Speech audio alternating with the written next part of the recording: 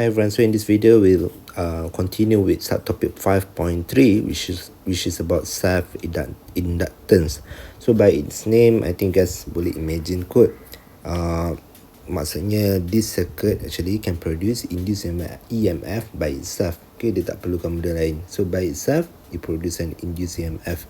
Okay, so you can see that in this circuit, this is a complete circuit. It consists of a switch, power supply, a variable resistor, and over here is what we call inductor.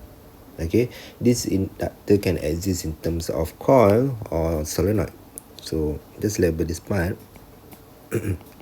inductor.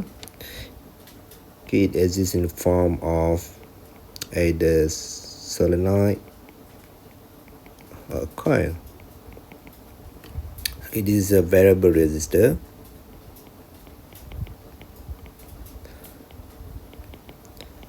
Okay, so if the switch is being closed, so it makes a complete circuit. Let's say becomes like this. It's a complete circuit. What will happen? Current will flow. Okay, so we decide that current will be from positive to negative terminal in that direction. This is the direction of the current itself, and then inside the inductor it starts to flows in this direction. Okay, and goes from the front, and goes that direction, and in that direction. So that means for the front part, it is actually going upwards.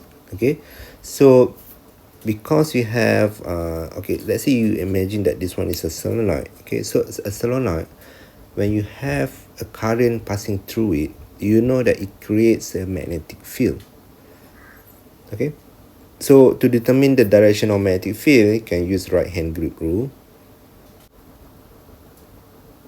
Okay, so if you want to use right hand grip rule, you can use like this. So basically all your fingers will be pointing up, right?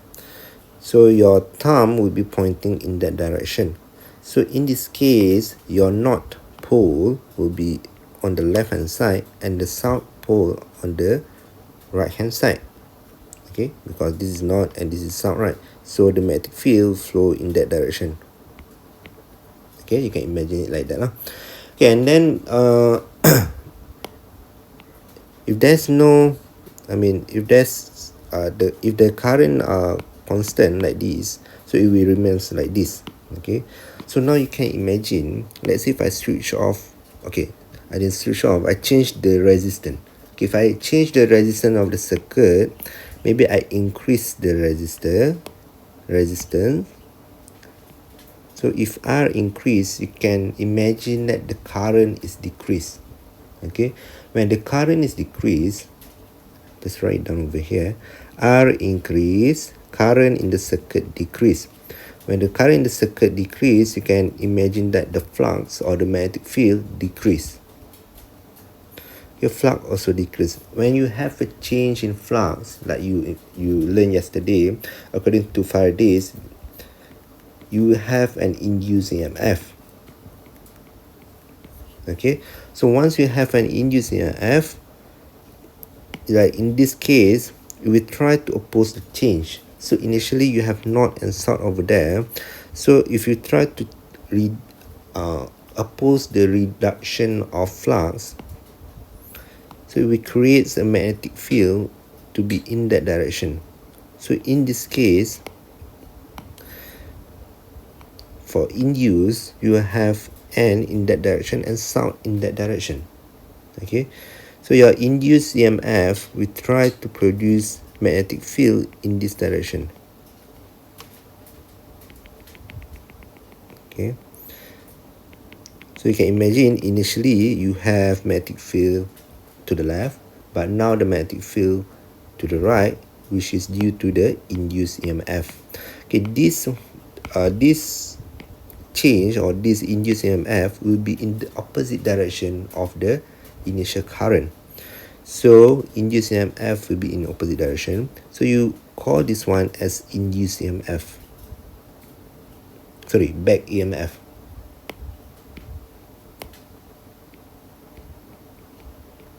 This is just the term lah. So it will produce, it will try to oppose the change, and in fact will produce EMF in the opposite direction, and we call that one as induced EMF. Okay, and excuse me.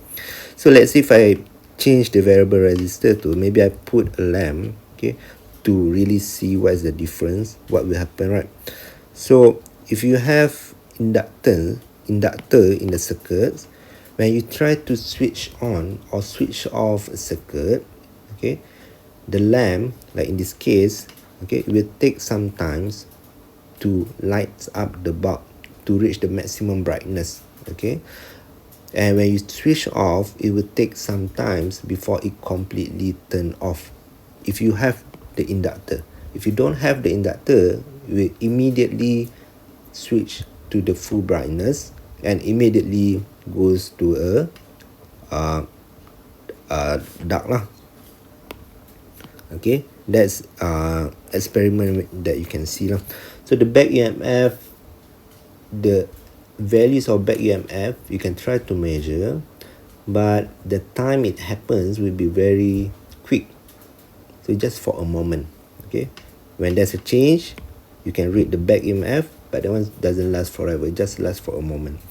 Okay, in terms of calculation, okay, so L here is the inductance, okay, represented by a unit Henry as a scalar quantity. And this one over here, it says that magnetic flux linkage is equals to L inductance multiplied by current. Okay, you can see that I differentiate magnetic flux linkage with a symbol of capital Phi. Normally you have a Phi, this one is magnetic flux. So basically linkage, you just multiply with the numbers of n. You already consider numbers of turn. Okay, so you know that from Faraday's law, EMF is equal to negative d phi over dt, right? And if I substitute this one inside here, then I will have dli over dt.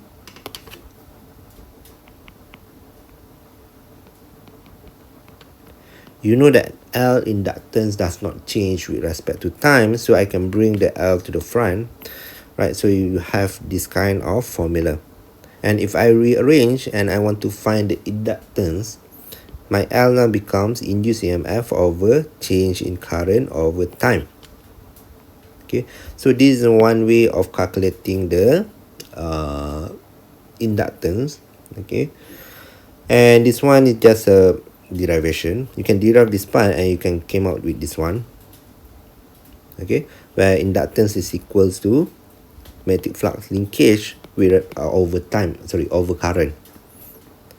Okay, alternatively, you can calculate the inductance using the dimension of the inductor here. So like I told you before, the inductor can exist in terms of solenoid coil. If you have the dimension, you can calculate the values of L. So you have two methods to calculate values of L. One using this one, and then one is using this one. So you have two formulas. For a coil, you can use this formula to differentiate. Coil you have radius, solenoid you have L. Okay, L here represent the length of the solenoid itself, and N here represent numbers of turns. A is the area. Okay, it's straightforward. You just have to substitute the values. Okay, and then over here, I just bring down the formula. Normally they ask you to calculate the inductance, and then after that maybe they ask you to calculate the induced EMF. So you just have to use this formula again, and then you can calculate the induced EMF. Okay, sometimes they give you information like the current, how long does it takes to change the current. Then they ask you to calculate the L inductance. So it depends on the question.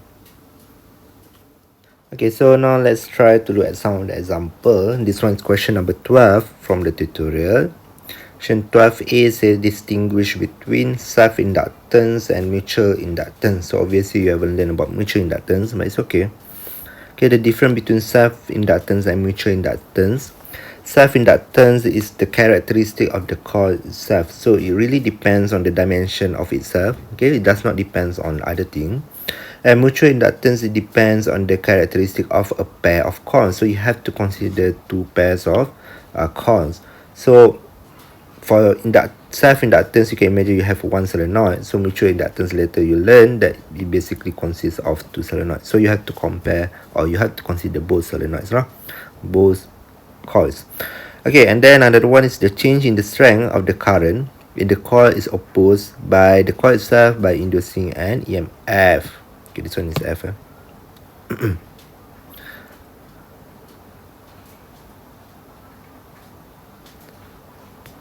And then compared to mutual inductance, one coil opposes change in the strength of the current flowing in the other coil. So this one, it opposes itself. Okay, self-inductance. This one, it opposes another coil. So we call that one as mutual inductance.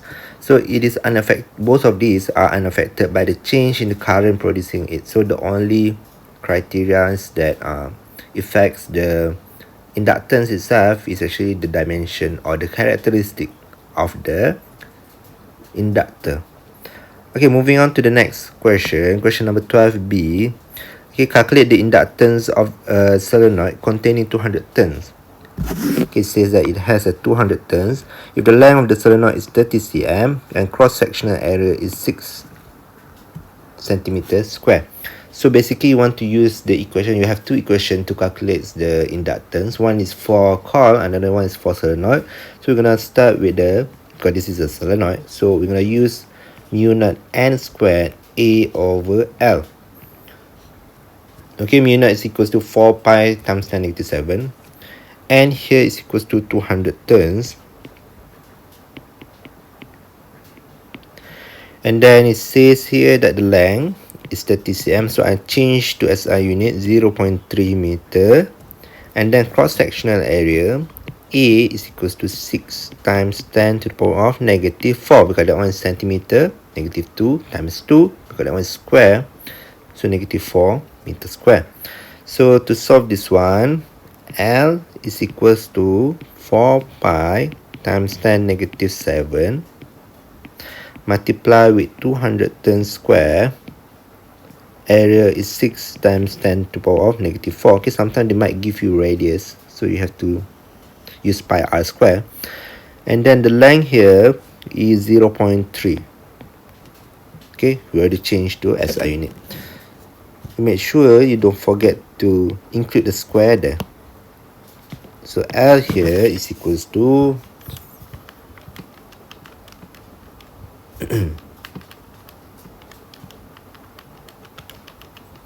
I got here is 1.005 times 10 negative 4. So it is 1.01 times 10 negative 4, and the unit will be Henry. Okay, and then the last question here is question C. A 16 centimeter long solenoid with 2.8 times 10 negative 3 centimeters square cross-sectional area has 1840 turns. Find the self-inductance of the solenoid. So they want to find L. Again, you can use the formula of L equals to mu naught n square A over L. Okay, because it says that this one is a solenoid. So the length of the solenoid is 16 centimeters, 0.16 meter. Area is 2.8 times 10 negative 3, but remember this one is in centimeter, so you basically want to change to meter. Negative 4, so become negative 7 lah.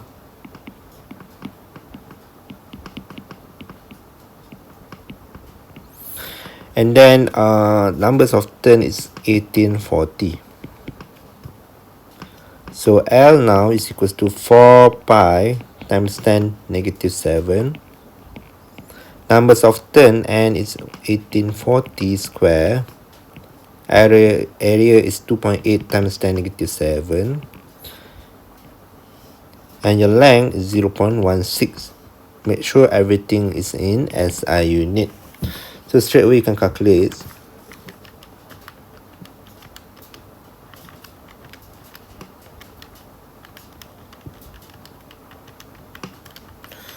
So I got here 7.445 or 7.45 times 10 negative 6, and the unit again would be Henry.